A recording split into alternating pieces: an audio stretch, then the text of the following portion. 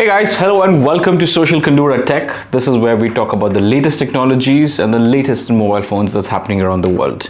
Today we have with us the Samsung Galaxy Fold 6, the latest generation of the Samsung Fold series, and this phone is pretty much what you'd expect from Samsung in 2024/end of 2023.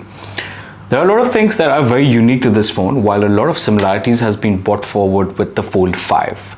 This video we talk more about whether the Fold 6 is worth the upgrade and is it truly the ultimate that you can get from a foldable device in today's market from Samsung. Now, the Fold 6 has a lot of characteristic features which is going to define it from the previous generations of the Fold. One of the biggest ones which you can notice is the camera setup over here. Now, what's new to this, on surface it looks very similar to what the Fold 4 or even the Fold 5 would look like, but there's a new camera that's hiding at the back, which is the ultra wide 50 megapixel camera, which wasn't present on the Fold 5. So that's one new feature that you can see off the block of this. The other thing which you can see and appreciate is now they've changed the design of how you could use this phone. Now, I've been a Fold user since the Fold 3 was launched. I moved on to the Fold 4 and then now I have the Fold 6. There's a huge difference between what the Fold 4 and the Fold 6 have to offer. And by far, the biggest change which I could experience is how usable the screen now is. In the Fold 4, this was a very narrow screen and it took quite a while to get used to it. And you really couldn't use the phone until you opened both the screen. That was the best that Samsung could do back when Fold 4 was everything that you had to offer. With the Fold 6, what I realized is the new screen is much wider and there's a lot more usable space, making the closed space usage of the phone really high. And that's something very unique because you don't want to always keep opening the phone to use all of its features. So that's a very big difference which I saw. It's also a couple of grams lighter than the previous generation of the Fold 5. And what I really like, and something that you can really appreciate in real life when you're using these phones, is how well it folds. There is no gap, and this is what Samsung calls as the no gap new Fold 6. As you can see, there is no gap between it, folds in completely. The next question which you might ask is how much does that impact the crease that comes within the lens? Now, this Fold 6 has been my personal phone for the past couple of weeks, and you can see a slight indentation of the screen, but nothing beyond that. It doesn't get worse, it stays exactly where it is.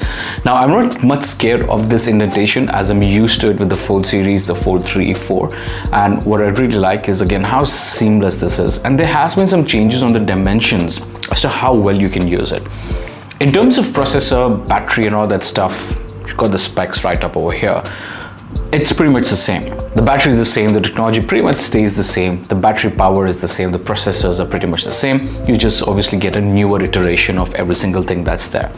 Now, what's unique about the Fold 6, it is one of the first foldable devices to now be water and dust resistant as well.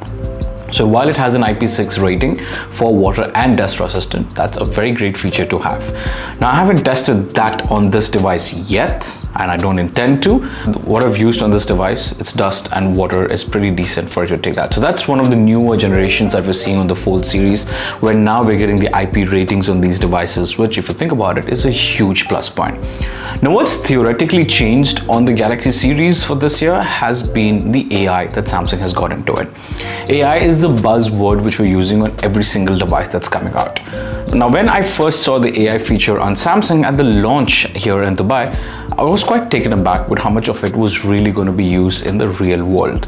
It has a host of things, from image stabilization to changing the way you look at images to auto translation and a lot of other features. Now, in real world, you might not necessarily be using all of those things, but it's kind of nice to have those features. But on using the device, something which I did not experience when we were doing the demo of when this phone was launched, there's a very unique feature that lets you attend a call or answer a call without actually speaking to someone in front of us. I'll show you a small demo of what that looks like. But essentially what it does is, if someone's calling you from an unknown number, and if you don't want to pick up the call, or if you want to pick up the call, if you have caller anxiety like most of us do, you can have Samsung AI actually reply to the caller and you get a full transcription of what the caller in front of you is saying. You do not have to speak to the person. Everything comes in a voice translation and you can see that. With AI, the beauty is you can also respond to it in a text format without speaking to the person as such. There's more to this though. You can also have multiple language iterations and translations as you're talking about it on the app, which really gives translations and the right use of AI, in my opinion, to make sure that things are being used in the right way. Now, there are a lot of other features that you can do from the AI, which also includes a note summarization. So you could open up Samsung Notes, write all your notes, be it words or pictures or images, and you could ask Samsung to actually rewrite that for you, very similar to what you would do on ChatGPT. Now, while that's great, I do see some real use out of a real world usage out of it. How often am I going to use it? Not as much, but it's good for me to have that and not rely on ChatGPT to rewrite those things for me, which is a very unique factor. If you pair this with the Buds Pro, that's when you get the live translation. With that, you can be standing across the room where someone's talking in a different language and you can hear them say exactly what they're talking about with the device listening in, and you have the live translations as well. Those are great features and it really helps out when you look at talking to different people from different nationalities. However, with the AI integrated that's into it, how much of a data are you really giving out? How comfortable of a data are you really giving out? That's a question which still remains. Using this phone for the couple of weeks has been really well, and I've got this really nice pink color which kind of dig it, and I tend to use my phone without any cases. The only thing which I have is the screen protector, and initially I was really scared to scratch or damage the phone, but then I realized I like to use the phones without screen protectors to get the real feel of it. I've dropped this phone a few times, but if you look around the edges and the hinges, there is not real world damage to it. Your fingerprint sensor is still in the same place as you would. So overall, you're still in the same ecosystem as the Fold series, and that's what this device aims to be. Gives you the latest that Samsung has to offer while making sure that it stays true to its ecosystem. A lot of AI stuff has been integrated as it is with keeping up with the times, but that's about it. If you're looking to upgrade from the Fold 5 to the Fold 6, it might not make as much of a sense to you because theoretically they all stay the same. However, if you upgrade from a Fold 4 to a Fold 6 like I have, there's a huge amount of change that this device brings in. The more you get to use it, the more you understand what this device has to offer. Let me show you some of those AI features which I was talking to you about live in action, so you get to see how well these things work. Now, one of the coolest things if you're new to the Galaxy ecosystem is how well this phone can split between two screens and lets you analyze two different things while you're running. So you're basically running two apps which shows you everything that you've got going on over here. So for example, I've got the main website over here and you can see this is me, and you can also appreciate the real world speed that this has to offer with the latest generation of Wi-Fi and the RAM as well. So you can see the articles are scrolling up very smoothly. Now if I want to open another app, I can just do the dual screen and I can open any other app that I might like over here. For example, if I want to open Google Drive, you can see, and you can use both of these apps at the same time. You can move stuff, so you can copy paste things over here and move it. That's one of the most coolest things which I personally like about the Galaxy, is it lets me do two stuff at the same time.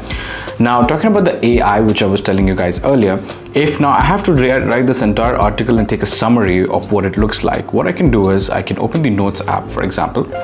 Now I've taken this entire article, I'm going to go full screen on this. So I've taken the entire article and you can see I've written the entire article, basically copy pasted the entire article on Notes. What I'm going to do now is I'm just going to go ahead and select the whole thing by clicking on select all. Now this is within the Notes app. This is a proprietary Notes app from Samsung. You see that there is a button over here which looks like yeah, you go. So that's the AI button. So when I tap on that, it gives me a few options. There's a format to auto format everything, there's a format to summarize it, and then there's an option to actually correct spelling, and then there's an option to translate that. So now, for example, if I click on summarize, it's going to read through the whole article and then it's going to generate a summary of the entire article, and you can see it generates that. And the entire article, now with AI, you have 6 of these summaries which are produced instantly right on the phone. That's a great feature to have, especially if you're in the formats of understanding a lot of data and reading a lot of stuff. That really works there. Now if I were to correct spelling, it's going to do the same thing where it's going to read through everything, it's going to check for spelling mistakes, and then it's going to tell me what are the spellings that it has changed, and it will give you the options of what these new spellings could be like. Very straightforward, very intuitive, and it works as it's designed to. There are a few things which you might not necessarily use, but it's a feature that you can have. For example, let's appreciate the amazing drawing that I've done of a house over here. So I've literally taken a pen and I've drawn what I would presume is going to be a house. let's say there's a sunshine over here and you've got the roads.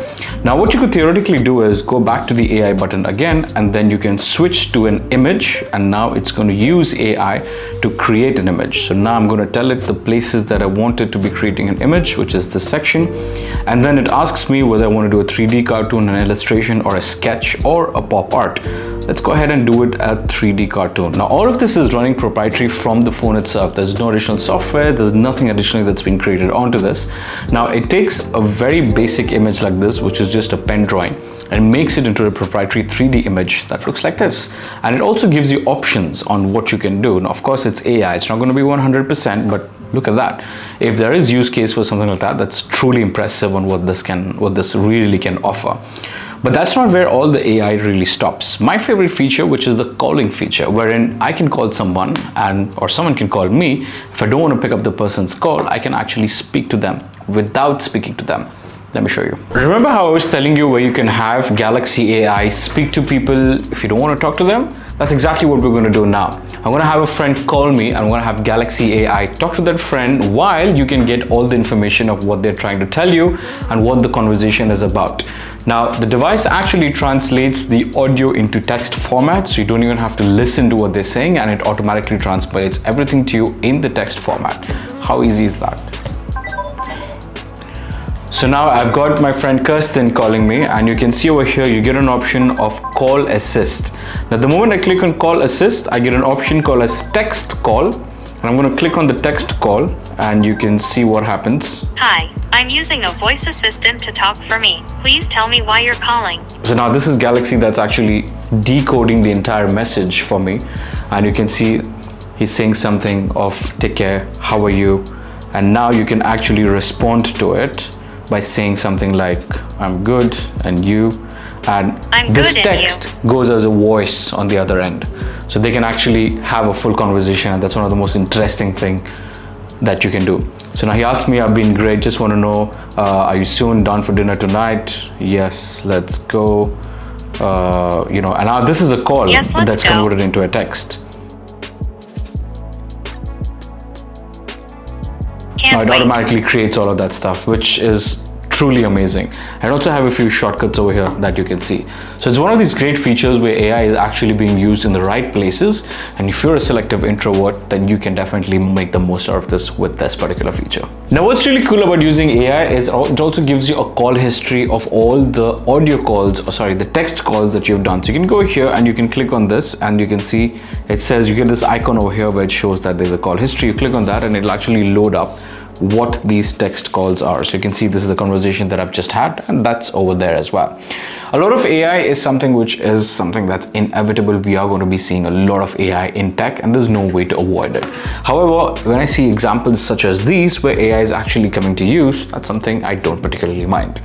So that's a full review of what the Samsung Fold 6 has to offer. It's a lot of package into something that's very beautifully well designed, and it also seems to be very well put together.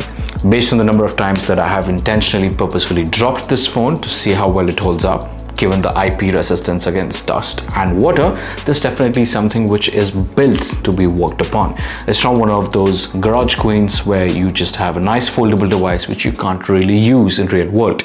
This is a foldable device which you can use as much as you want in the real world out there. So that's a full review of what we think about the all-new Samsung Galaxy Fold 6. Again, if you're looking for an upgrade, this is definitely worth it, especially so for the camera, the tech, the new design, and what the AI features that this phone has to offer. For more such content, make sure you follow Social Kandura, and make sure that you check us out on Instagram over here and our website over here. See you in the next one.